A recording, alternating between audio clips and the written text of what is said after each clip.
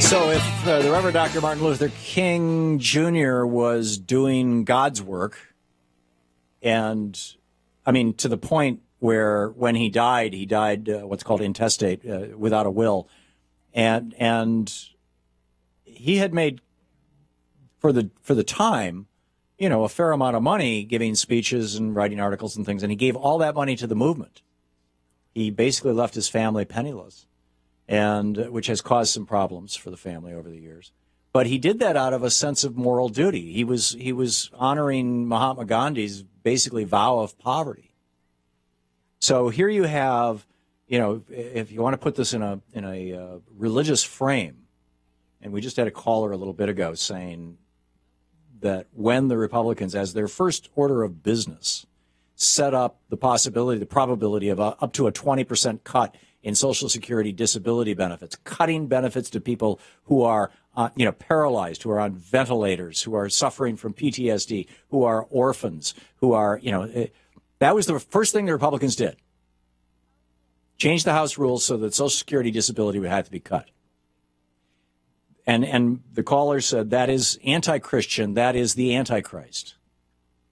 And I said, and I say, if you want to look at it from that point of view, you look at read Matthew 25. The disciples came to Jesus and said, "How do we get to heaven?"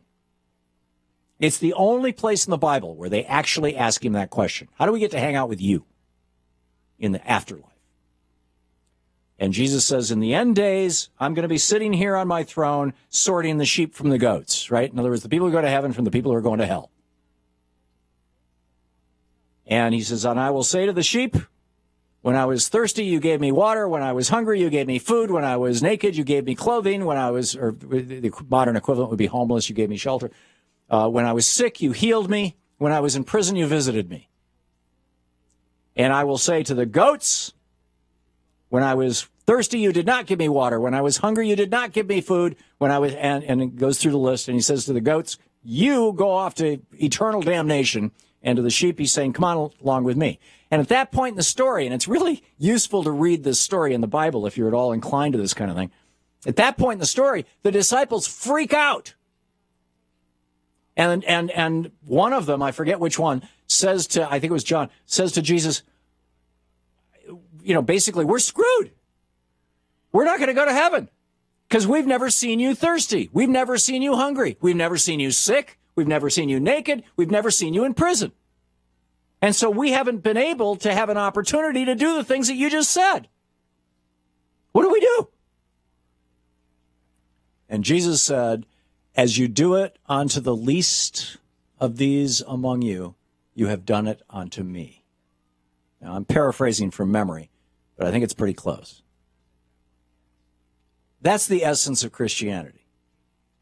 And what the Republicans are doing by the first thing they do, cutting money to disabled people. Now they want to cut food stamps, which is mostly going to children. They want to cut money for education. Half of the children in America going to school right now are living below the poverty line. The Republicans want to do it. They want to undo Obamacare so that poor people no longer have free or inexpensive health care, the working poor in particular. You've got Republican governors who are blocking the expansion of Medicaid in their states. That doesn't seem Christian to me. In fact, it seems to me the opposite. And I'm just wondering out loud, do you think it's possible that around 2000, when George W. Bush was running for president, the guy responsible for the deaths of hundreds of thousands of people, the guy who gleefully executed hundreds of prisoners in Texas, joked about executing Carl F.A. Tucker to cut poor Tucker Carlson in a way that horrified him, said it was totally creepy. About the time that George W. Bush was running for president, the Republican Party flipped the stars upside down on their logo and turned them from the five-pointed American flag star to the upside-down five-pointed star called a pentagram, which is the official symbol of Satan worshipers. Is it possible that around that time, the Republican Party was taken over by Satan? What do you think? If Martin Luther King Jr. was doing God's work, Whose work are the modern the modern day Republican Party doing? Whose work is being done by the guys who are calling for more war, more bombs in the Middle East? Whose work is being done by the people who are saying, sick people, let them die? Remember that moment in the debate when Ron Paul was asked that question?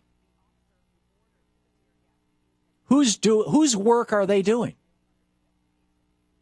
Whose work are they doing when they say, oh, some people can vote if their skin is white, other people can't vote if their skin is black?